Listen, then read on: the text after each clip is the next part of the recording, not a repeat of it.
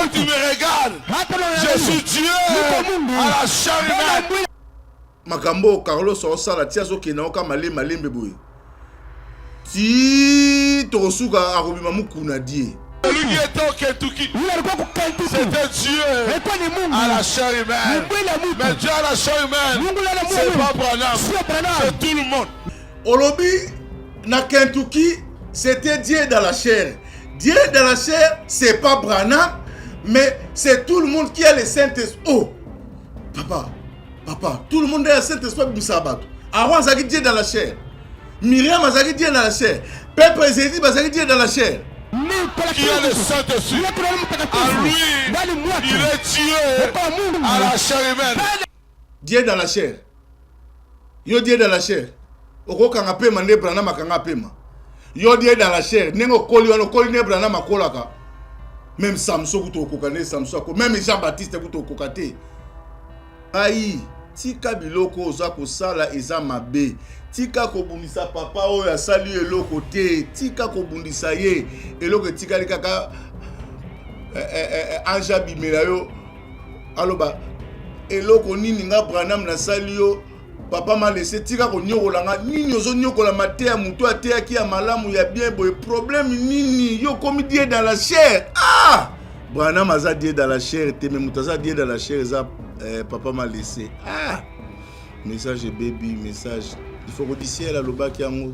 Quand tu me regardes, je suis Dieu à la chair humaine. Alors, Nathan Obiso Tosan Nango Sikoyo, ezali temps ya prophète William Marion Branham. Yango oromone lokola za na des ailes. Tant musuto bimise na Malachi, tant musuto na corps théophanique. C'était Dieu dans la chair. Pourquoi? Dans la vie à Jésus-Christ nenga botamaki et koleli na ye, makambu na ye nyonso bande ko sala.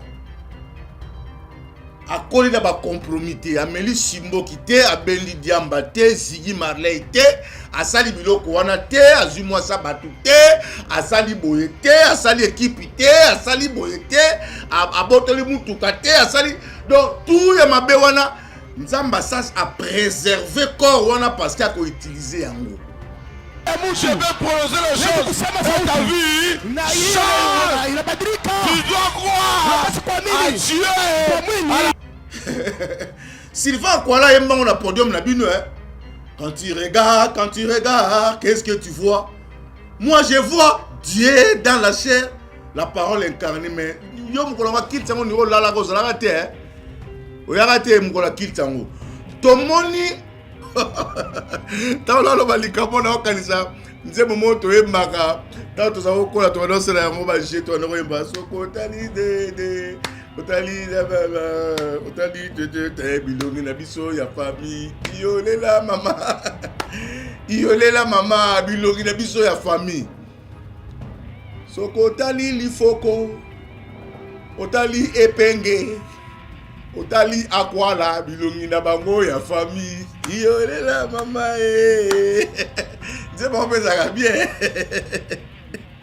soko otali waza otali chimbombo otali aigle bilongi na bango ya famille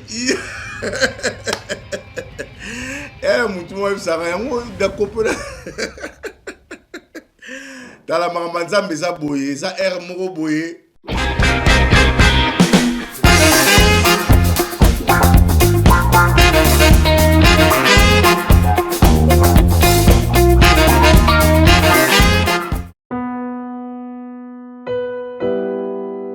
Tango nyonso molinganga nazalaki komona baninganga na baboti na bango nanga baparent baza te vi nanga pasi.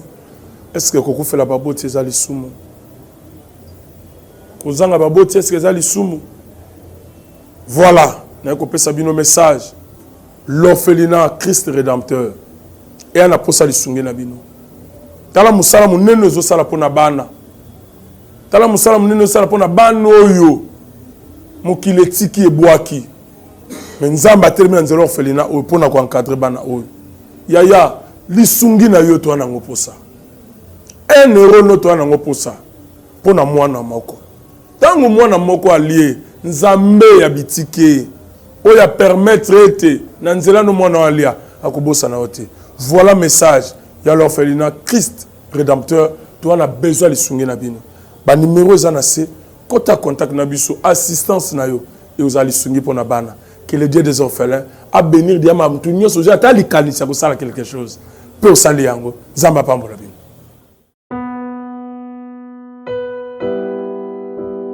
Merci Balandia Nouvelle Tendance. Merci encore une fois chez vous, dans vos maisons, Episco Poyambo, Rondekita, rendez-vous na Kitata, les grands Wazalendo du message. Donc, Wayambo Nabino Yeyo, Waza, Nalinga Batwa Shekina Mingi, parce que Batwa Shekina va bien Waza Nabino Yeyo, vraiment, Naye, vraiment pour na Koloba Makambo yo. Nazo pesa merci, na ba bien aimé nyonso. Bato nyonso ba ndima message ya prophète William Marion Branham ba nyonso ba benga nga que ça soit batangomba ba benga ngai vraiment pour na ko pesa nga batoli pour na koloba la manière dont bango ba monela ka makambo vraiment nzambe ya pambola bino parce que ko soit déjà initiative wana ya ko soit téléphone ya ko benga bien aimé ezali iloko moko ya malamu mais na kosenga na bino eloko moko fuboye bakake liloba nzambe ezaka na compromis liloba nzambe ezaka na moninga te liloba nzambe tango eyaka ezalaka liloba oyo ezala koya kopasola nzela ezala lokola moto eza kotumba pe eza kosikisa. Alors tango tozoya koétablir ba vérité vraiment ba bien aimé na ngai bomeka kolongola ba aspect nyonso oyo bino bolingaka komonela makambo parce que soki tokoti na kati ya Bible tokomona nzambe tango musupu te ya mutu amimie na esprit akene quelque part po kaka te ya ye mais akoka kolobaka na voix audible alobi ne makamutu ayoki mais mususu bone senga pena fa transporter ya mima ye penza mususu sengaka mpunda aloba. Alors yo okoya te koyebisa moto yo tika kosala style oyo to pe lolenge oyo na kosenga na bino eloko moko fuboye bakake liloba nzambe ezaka na compromis te liloba nzambe ezaka na moninga te liloba nzambe tango eyaka ezalaka liloba oyo ezala koya kopasola nzela ezala lokola moto eza kotumba pe eza kosikisa.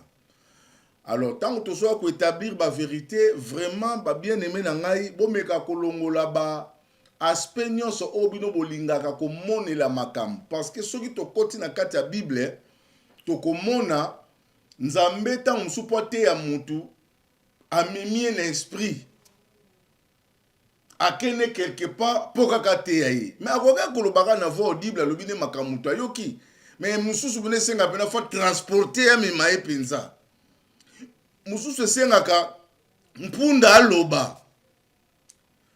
Alors yo okoya te koyebisa moto yo tika kosala style oyo to pe lolenge oyo po biso to sepela nango te mais du moins il faut yebake makambo de quoi soloba ezali vrai to ezali faux. Alors émission nazo bandango na kopesa ba salutation na ngai nazo banda kopesa salutation epai ya Simon Pierre Lifoko du ciel mwana boyika di message makubungu kafwa ku les ressuscité apôtre de 7e saut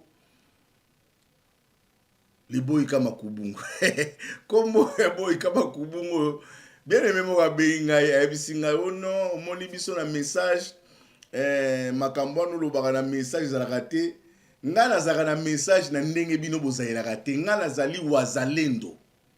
Wazalendo c'est-à-dire ezali batu oyo ba defendaka patrie mabele na bango bazali na kati ya armée régulière te mais bazali batu oyo ba se proclamer comme étant ba volontaire pona kobunda pona mboka na bango.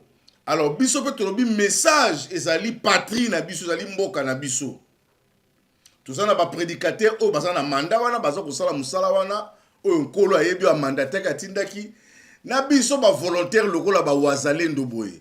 Alors kolukate o kotsanga na logique moko boye po yo mona ngo malamu na kota na logique wana ndenge zo kanisa mona oyo forme no boye na ndenge zo lobela boye ndeko nanga baloba ndenge nini soki tobi tokotana badeba na tokene musika ekoluka baprocès bato mosusu bakoluka bakangama mpe na leta. Alors yango wana toza na compréhension ya kocomprendre soko likambo ososoli te bolobaka yango bien, cherche ton frère, zwa téléphone benganga tunanga na koexplike yo émission oyo nasala ngo mpona kodéfendre message parce que na patrie na biso toza na nyonso. Mais il y a d'autres prédicateurs baye kolakisa biso c'est quoi mboka na bango. Alors biso pe tolobi message ezali patrie na biso ezali mboka na biso. Toza na ba prédicateur oyo baza na mandat wana baza kosala musala wana oyo nkolo ayebi wa mandataire katindaki na biso ba volontaire lokola ba wazalendo boye. Alors koluka te o kotsanga na logique moko boye po yo mona ngo malamu na kota na logique wana ndenge ozokanisa mona oyo forme no boye na ndenge ozolobela boye ndeko nanga balobaka ndenge nini balobaka ndenge nini. Soki tobi tokota na badeba na tokene musika ekoluka baprocès bato mosusu bakoluka bakangama mpe na leta. Alors yango wana toza na compréhension ya kocomprendre soko likambo ososoli te bolobaka yango bien, cherche ton frère, zwa téléphone benganga tunanga na koexplike yo émission oyo nasala ngo mpona kodéfendre message parce que na patrie na biso toza na nyonso. Mais il y a d'autres prédicateurs baye kolakisa biso c'est comme si na kati ya patrie na biso ndire toza na bamanquement toza na kozanga.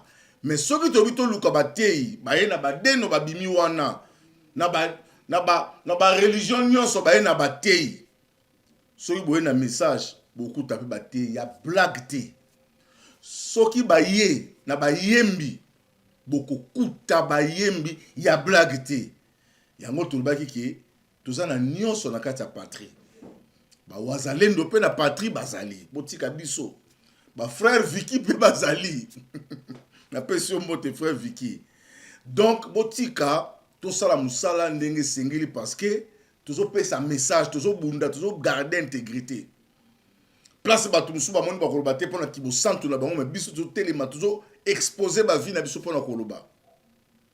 Yeb sarabino met fois ko bunda bitumbo na bunda na ngomba o eza bitumba jeté. Bitumba jeté comme si na kati ya patrie na biso ndire toza na bamanquement toza na kozanga.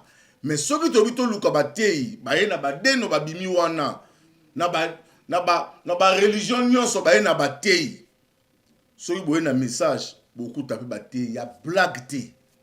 Soki baye na bayembi bokokuta bayembi ya blague te. Yango tolobaki ke toza na nyonso na kati ya patrie. Ba wazalendo pe na patrie bazali botika biso ba frère Vicky pe bazali na pesio mbote frère Vicky. Donc botika to sala musala ndenge sengeli parce que tozo pesa message tozo bunda tozo garder intégrité. Place bato musu ba moni ba koloba te pona kibo santu na bango mais biso tozo telema tozo exposer ba vie na biso pona koloba. Yeb sarabino met fois ko bunda bitumbo na bunda na ngomba o eza bitumba jeté. Bitumba jeté. Eza mama na bitumba.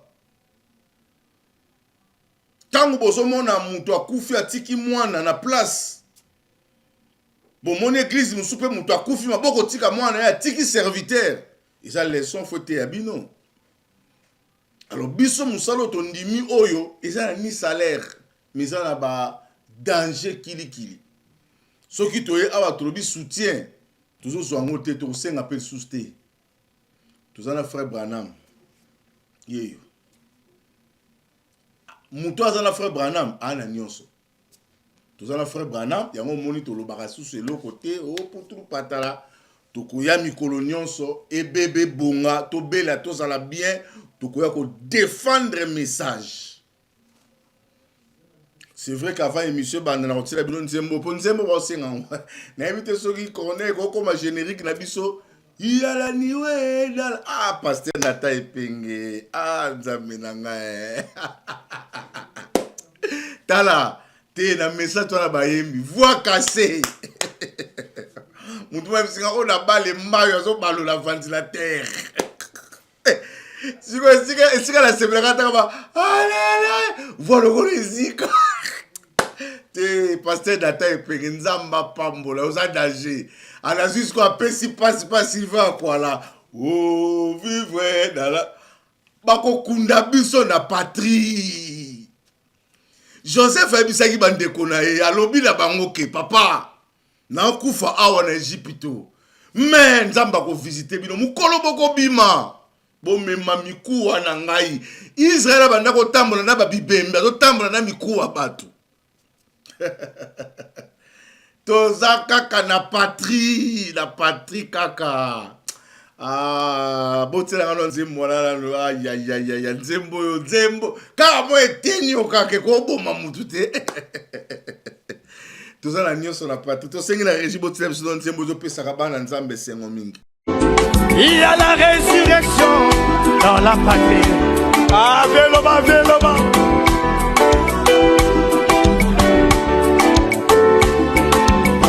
Il y a la nuée dans la patrie. Il y a la colonne de feu dans la patrie. Il y a la bénédiction dans la patrie. Nous avons le chantre dans la patrie. Les respirations dans la patrie. Nous avons la résurrection dans la patrie. Nous avons tout, nous avons tout, nous avons tout, nous avons tout, nous avons tout, nous avons... Alléluia! Oh, vive la patrie. Emmenez-moi, enterrez-moi. Le septième saut, les vrais prophètes, les vrais chrétiens, la vraie parole, la vraie lumière dans la patrie. Merci beaucoup. Nakanisi nzembo oyo ezali kopesa esengo mingi na mitema pe kolakisa ke topona nzela moko ya malamu.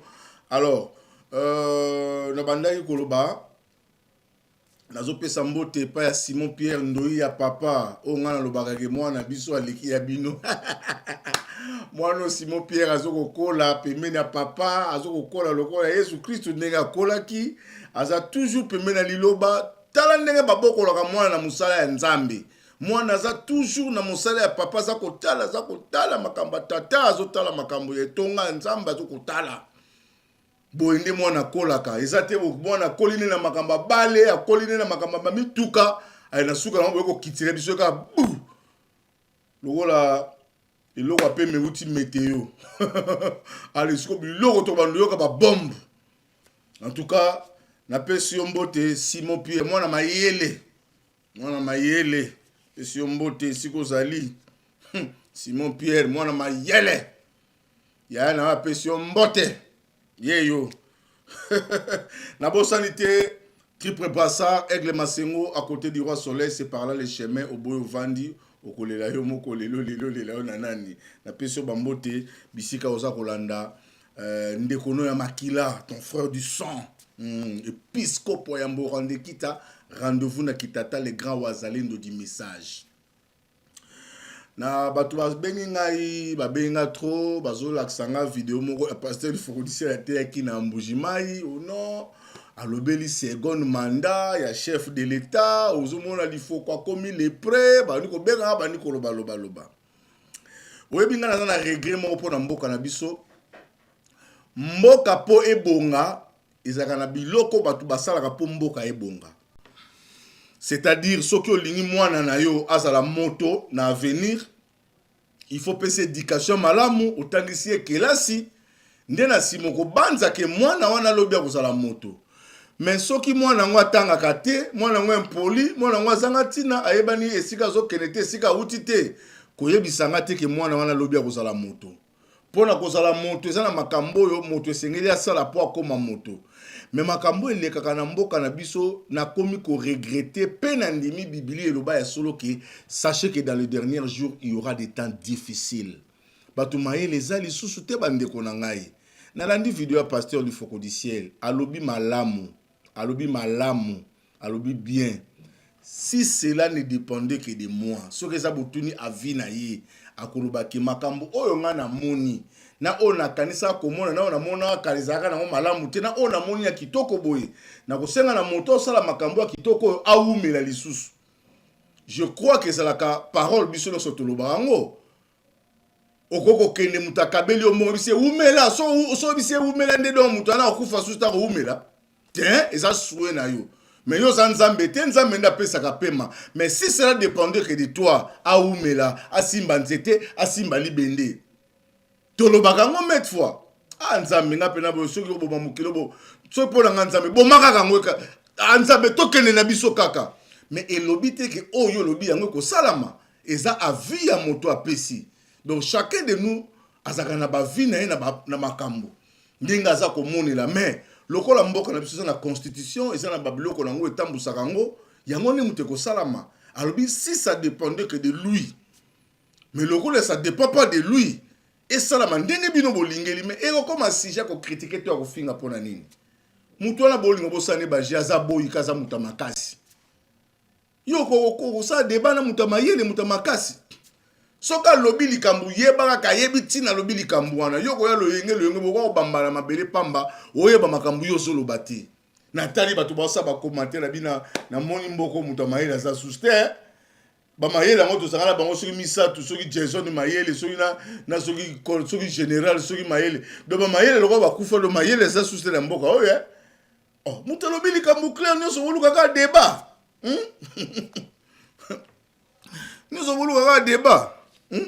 Et puis place à ça la débat bo sala kate place à ko lo bagati ngane mutu na yaka ko s'exposer ngane mu yaka ko s'exposer awa à chaque fois na émission na ngai tant notaka Branham o yeba ke za makama bese salami papa m'a laissé je crois que il s'est décidé qu'il a otika na été à continuer ko sala ka ba aventure et lelo na nebi sabino eloko moko bato message o bozola nanga lelo bo sala attention.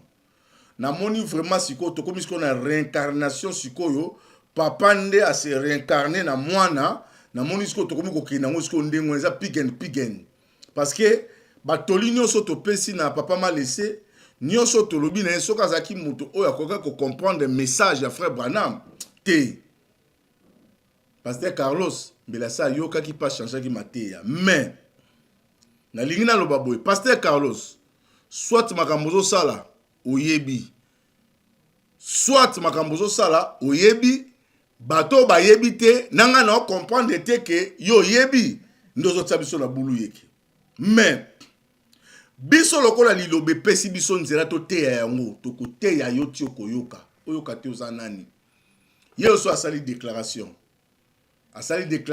comme étant motei aye koteya yango to baneko lo baboye pasteur ozana église ozo kamba lié ça bana normal yango na zo remercier pasteur Lifoko du ciel vraiment na ndenge azoko kamba mwana na ye oyo Simon Pierre vraiment dans le Seigneur ils ont malin parce que ça recommandation même biblique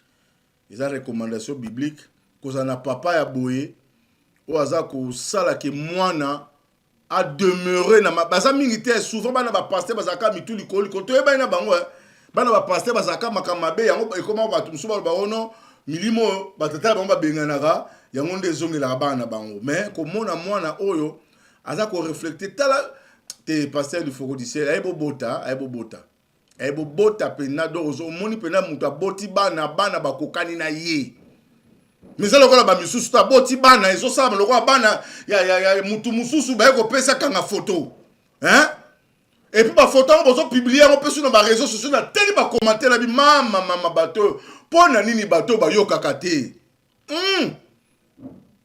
non passer du Foko du ciel oyebi ko bota oh omi boti lokola non ba bota ka bo ete passer du Foko du ciel omi boti yo moko talo balika pona okanisa nze moto embaka tato za okola to no sala yango ba jeto no emba soko otali te bilongi na biso ya famille iolela mama bilongi na biso ya famille soko otali Lifoko otali epenge otali akwala bilongi na bango ya famille iolela mama nze ba pesa ka bien soko otali waza Otali Chimbombo, Otali Aigle, bilongi na bango ya famille. Eh, mutu mo ebisaka yango dakopela. Dans la mamanzambe za boye, za air moko boye, osekisi moi batou parce que Jésus pas aki ne wana. Air moko akoti moi parabole, moi nini mais bino kaka batou bo comprendre que vous voulez juger tout. Bo sambisa na nyonso. Alors, na lingi to kende na vidéo total pasteur Carlos, papa m'a laissé au comédien dans la chair. Eh!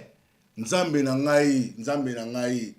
Nalobata na kikongo Nzambe na ngai. Pasteur Carlos. Sama ningere na osabe to pli nako. Papa Mosendo o interpréter peut-être okoka ko yeba makambo na lobi na kikongo te. Papa m'a laissé. Sama ningere na osabe to pli nako. Ah! Yo Carlos Dieu dans la chair. Eh, donc c'est que tant nyonso yo ah église omoni ngomba fo bandela l'église wana bo bandela koteya. Ah bo bandela koteya. Ou bien bo sala séminaire bo benisa pasteur Dioka aya a rebandele la bino mateya ndenga bandaka sérieux ba bandaka rigini. Parce que na niveau ya papa m'a laissé ozo ko interpréter Dieu dans la chair te. Olongoli Branham Dieu dans la chair. Branham à Kentucky ezaki Branham te Dieu dans la chair ezande yo. Eh, même les 7 âges de l'église ozo ko interpréter o ko lobango te. Apo ko lobango ba benga biso ba deno. Si vous avez comprendre les 7 âges de l'église, to comparer le quoi nani. Bozo vidéo bino moko, bolanda, bino bato message, bino bato bo finga kanga bolobaka. Oh asali boy, oh boy na boy. Bolanda biloko ezo bimana munoko papa m'a laissé. Après tout ça. Lui était au Kentucky. C'était Dieu à la chair humaine. Mais Dieu à la chair humaine, c'est pas Branham. C'est tout le monde qui a le Saint-Esprit. À lui, il est Dieu à la chair humaine. Quand tu me regardes, je suis Dieu à la chair humaine. Je vais prononcer les choses. Et ta vie change. Tu dois croire à Dieu. Siko bandeko na ngai namoni lokola makamanga nzambe comme lokola ba blague comme lokola ba aventure parce que démarche oyo so tolandi makambo Carlos osala tia zo ke na oka malembe boye ti tosuka akobima mukuna die papa mukuna die quand même azaki na parole quand même ayebaki bronchir yo yebi bronchir te oyebi les 7 âges de l'église te okomi kokoma Dieu dans la chair pour prier les malades ya biki nde okomi Dieu dans la chair mais biso Dieu dans la chair ezali don ya guérison ah yango lobaka pa le Dieu de mon père bon zo biki na fei na tangi soka mwa muke kaka zo biki na fei na tangi so mwa muke tango bazoko yebisa biso Branham Dieu dans la chair yokangai dans chaque exode nakobima nyonso nzamba atindaka messager atindaka prophète dans chaque exode kobima nazo bandelo kaka parce que tozana terme moko théologique o babenga la théophanie.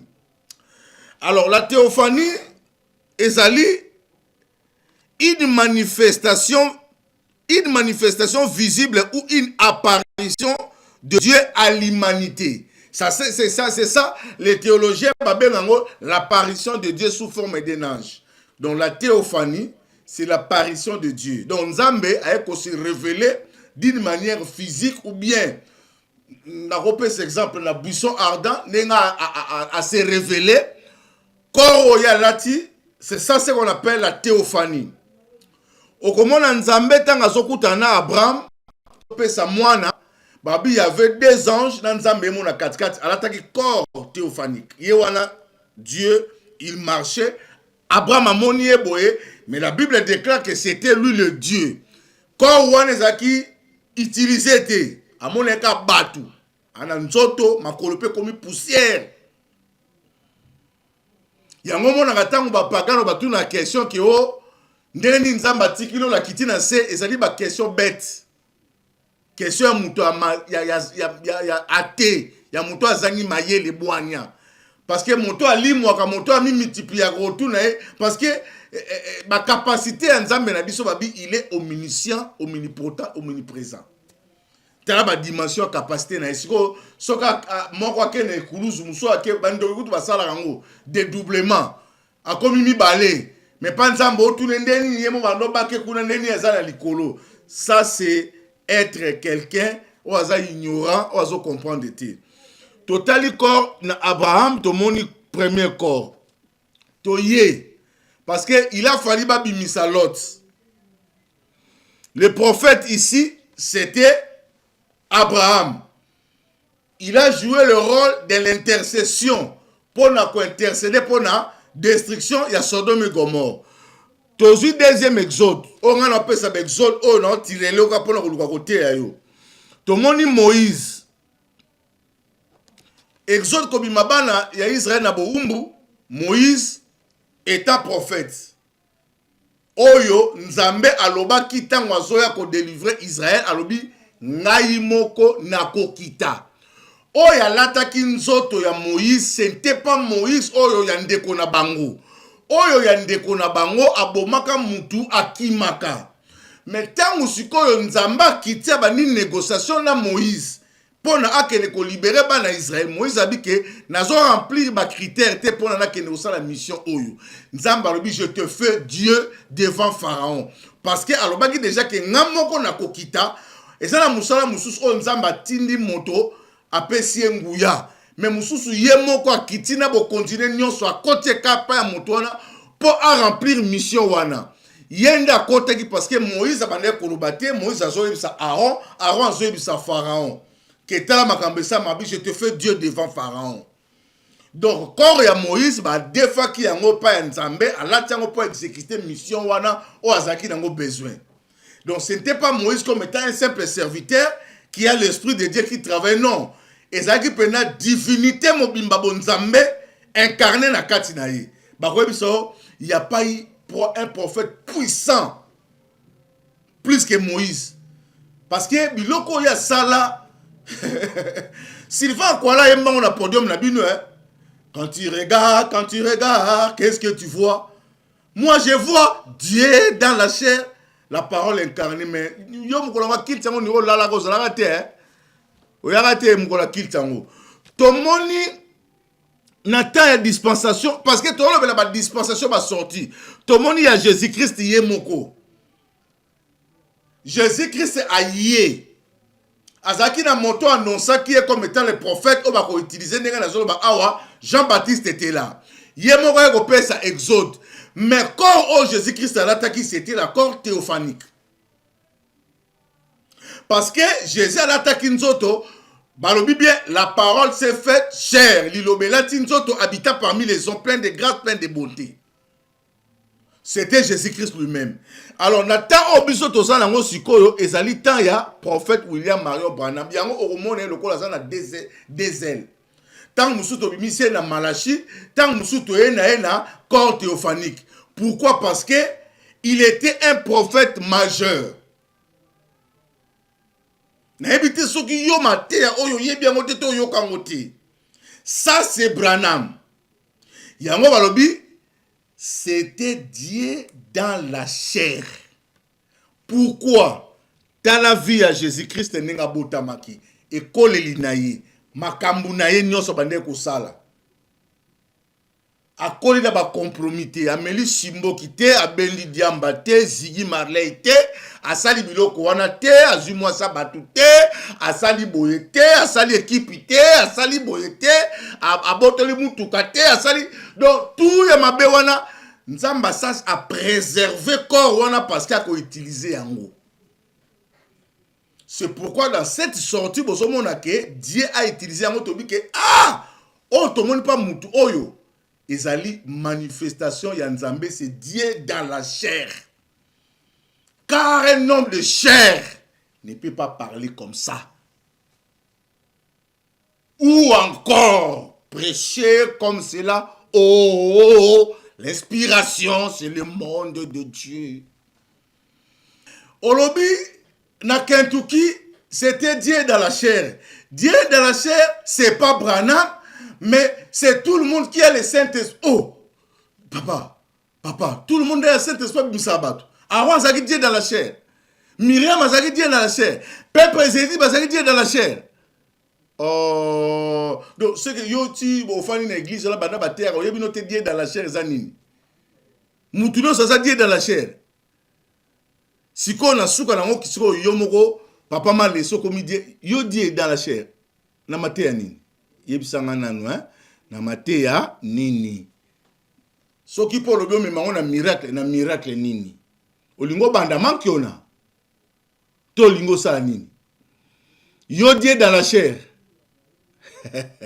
Tala makambo tolobaka ke nzamba zui esika molimo 104 na biso eza makambo mususu na contexte mususu ko manifester Dieu dans la chair na Saint-Esprit en nous eza biloko mibale ko sangisa na yango te parce que Yesu kaka moko wana to bengi ye Dieu to bengi ye Jésus to bengi ye Saint-Esprit soko sangisa mo bisika moko nkumba tata ye mwana ye mpe valongo sali bitoto okobebisa makambo okoboma batu yango ko batsa batu na au nom du Père, du Fils et du Saint-Esprit. Faut ba ko kabola biloko wana c'est bien. Aza moto moko mais aza na ba temps auto comme ce qu'on a verbe sikoyo, verbe être au temps présent. Tala siko makamusko maman moko monsko yo komi Dieu dans la chair. Dieu dans la chair. Yo Dieu dans la chair. Oko kanga pema ne brana makanga pema. Yo Dieu dans la chair. Nengo koli wana koli ne brana makolaka. Même Samson kuto kokane Samson ko même Jean-Baptiste kuto kokate. Yo Dieu dans la chair, on va te dire dans la chair, on a formé na ba on ebi ndenge ba ko za elate pour ba za Dieu dans la chair. Donc quand yo boso molimo sal ba samelo molimo sal même ba Pierre ba mi benga Dieu dans la chair té. Frère Bana malobelo ko wana je crois bato bozola nanga na bandaku na ceux qui besoin dans les âmes qui sont maintenant en prison, parce qu'il y a beaucoup de citations, mais quand on dans les âmes qui sont maintenant en prison, donc ceux qui comme au bandit na 195 au Kotangango, je crois qu'il y a un bateli bisowana otala makamunini au frère Branham à lobby, vraiment ils a passé. Ndeko nangai tika biloko oza kosala eza mabe. Tika kobundisa papa oyo asali eloko te, tika kobundisa ye eloko tika likaka anja bimela yo aloba eloko nini nga Branham na sali yo papa m'a laissé tika ko nyokola nga nini ozo nyokola matea muto atea ki ya malamu ya bien boy problème nini yo komi Dieu dans la chair te ata diango vraiment ngai vraiment so peneza yo komi Dieu dans la chair wana nga na kena nga lifelo kaka ya solo wana nga ndimi na nga kena nga lifelo parce que Dieu bongo Dieu dans la chair c'est qui dit à moi baby ba pasteur ba baby si makamanzambi ba baby si makamanzambi et baby Branham ne le pas Branham a Dieu dans la chair te même mutaza Dieu dans la chair ça papa m'a laissé message baby message il faut redicier la loba ki yango il faut redicier la prêcher ki yango bina génération oyo tokoyoka biloko mama na moni na pe me biminga na lombu ma pe me toboki nga na mo ekutelo osuna loba suste Branham yete mais za yo binzo nyonso nga so na sambeli maladi boye Dieu dans la chair Dieu dans la chair la parole incarnée la parole ninozotea mama pas bien aimé tokutani prochainement na lembi pema. Merci Banakin, Bana monde entier. Merci bien-être. Sougala café, logo na mêlé logo mais logo est amabé. Il y a bien pour na panne technique mais ko sale la on ndenge mabe te sale la ngo pona mama. A célibataire to lingi bino ate. So maka boma mukolo bala. Pourtant mzo ba produire ngo soute. Merci bien-être yango yo.